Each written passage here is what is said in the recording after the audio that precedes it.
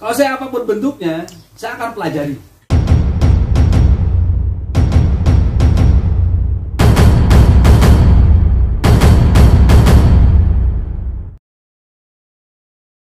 Pak Dede, satu backlog berapa? Gak tahu. Nah, kalau misalnya orang mau beli, orang mau beli, Ya buktikan aja. enggak misalnya nih ada orang pembeli nih. Pak Dede, saya mau beli backlog berapa?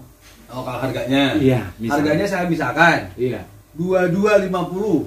Iya. 2250. Daripada Pak Cecep.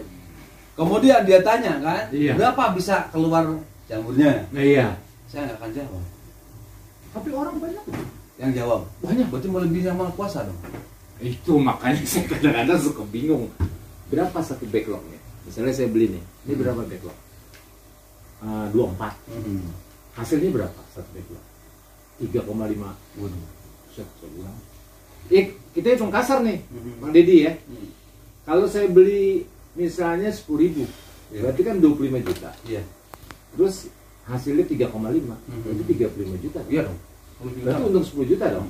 Tuh, saya bilang, itu kan kalau orang investor kan senang banget. Senang sangat. Sangat senang. Itu dalam waktu berapa bulan? 3 bulan. Begitu, tapi begitu saya terjun, udah ini, resikonya berat juga. Kalau itu jadi 3,5, kalau jadi 2 on, Ya, mati gitu. Ya itulah. Makanya saya tuh kadang-kadang pengen nanya sama orang nih yang udah berpengalaman nih kayak Kang Deddy. Jangan, kalau di grup APJ kan saya cuma baca doang.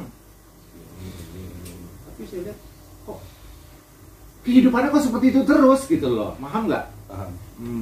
Kalau ini kan udah punya rumah bini, udah punya ini, udah beli ini kan bukti nyata. Wah, ini bukti nyata. Nggak usah.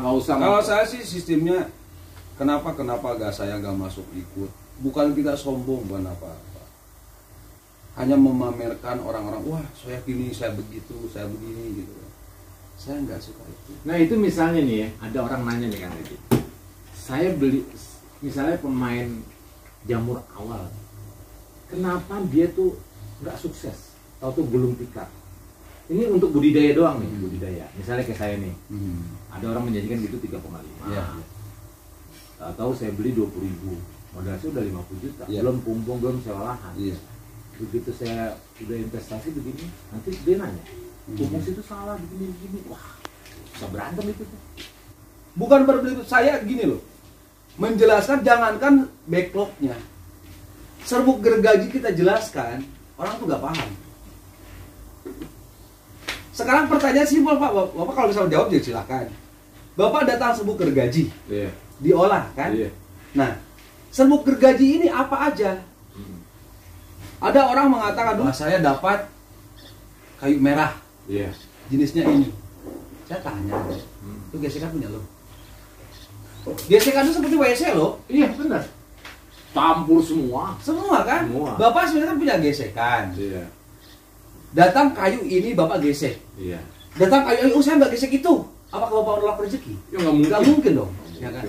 Makanya saya kalau jelaskan di serbuk gergajinya aja itu lama. Baru serbuk gergaji dong. Iya.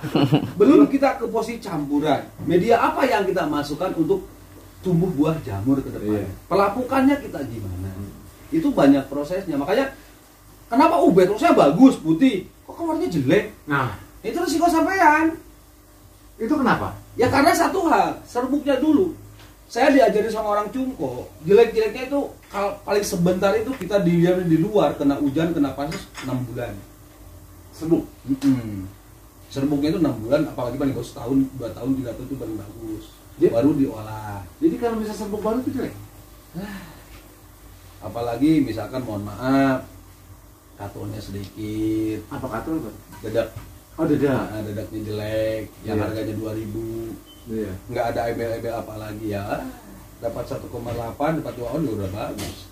Enggak, dalam hati nih ya, kita nggak mungkin nanya sama dia lah, takut dia tersinggung kan. Buat apa? Berarti kok kalau menurut saya kebodohan kok terulang-ulang terus. Nah Itu kalau kita ngomong kasar kan nggak enak kita. benar, sangat setuju. Ini dia punya tempat luas, dia ngomong tinggi gede gini, tapi saya lihat kok kontennya banyak banget. Karena apalagi ntar dia berasanya bulan 12, bulan 1, bulan 2 sampai bulan 3, akhirnya bulan 5 banyak konten. Udah pasti tuh, udah yakin. Wih, ini pakar nanti. Karena inkubasi itu dia sangat menunjang. Menunjangnya Dia nggak boleh kena angin kencang, panas sama dinginnya harus stabil. Misalkan di angka 21 sampai 25. Jangan sampai 30, jangan sampai 19 atau 18. Di tempat Bapak, kalau misalkan mau stabil, tetap Bapak harus bikin bangunan yang permanen. Itu untuk inkubasi, hanya untuk inkubasi. kalau budidaya bagus. Kalau budidaya no problem, dimanapun boleh kalau budidaya. Iya. Tapi khusus inkubasi, di garasi digelar. Di mana digelar. Makanya saya bingung kok kayak diluasin begitu. Lo kan udah belajar kemari. Belajar itu belum tentu dia ikutin semuanya. Iya benar. Beda tekniknya. Karena teknik mereka, wah saya kalau bikin bangunan seperti ini mahal, gitu kan? Iya. Lebih baik saya gelar aja. Ya kalau misalkan bulan 5, bulan 6, bulan 7, ya masih oke lah, gitu kan? Panasnya stabil. Karena iklim kita hanya 2 macam, gitu kan? Beda sama Cina, ada 4. Nah, kalau pas kenanya, semua orang hampir keseluruhan yang produksi kecuali di daratan rendah. Iya. Kalau dataran rendah dia selalu aman. Karena apa? Panasnya sesuai sama backlog, ya kan? Backlog yang dalam. Kadang orang backlog hari ini dikukus, besok dikeluarin, besoknya diinok. Pertanyaannya simpel. Bapak makan nasi sesudah belum di apa? Selesai dimasak, dimakan. Panas nggak? Panas. Ya iya. Mati nggak? Jelek-jeleknya di sini tuh lidah itu sakit banget. Mati rasa lama-lama. Ya iya. Bibit pun sama, begitu dimasukin, ngembungnya tinggi, balik lagi airnya turun, ya kotnya. Makanya belajarnya itu jangan sampai setengah. Belajarlah menggeluti, jangan sampai berpikiran begini. Orang belajar itu nggak ada batasan. Nggak ada.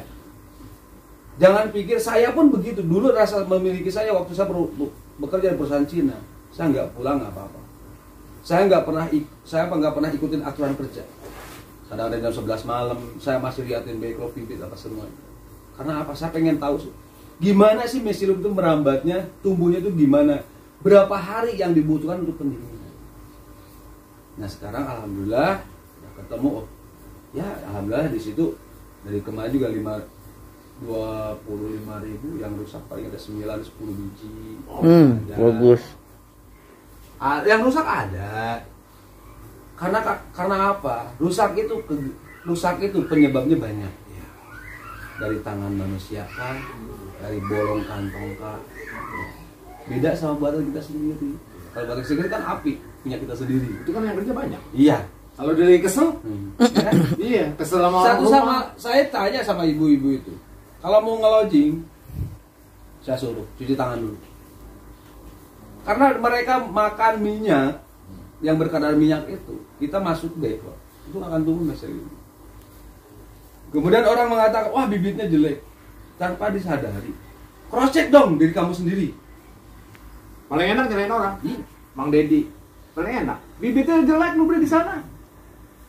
Nyalain. Nyalain. Cross check dong punya saya, rusak apa enggak?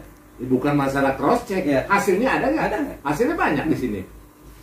Hasil duitnya gitu. Makanya orang mau menyalahkan seseorang, introspeksi diri dulu lah.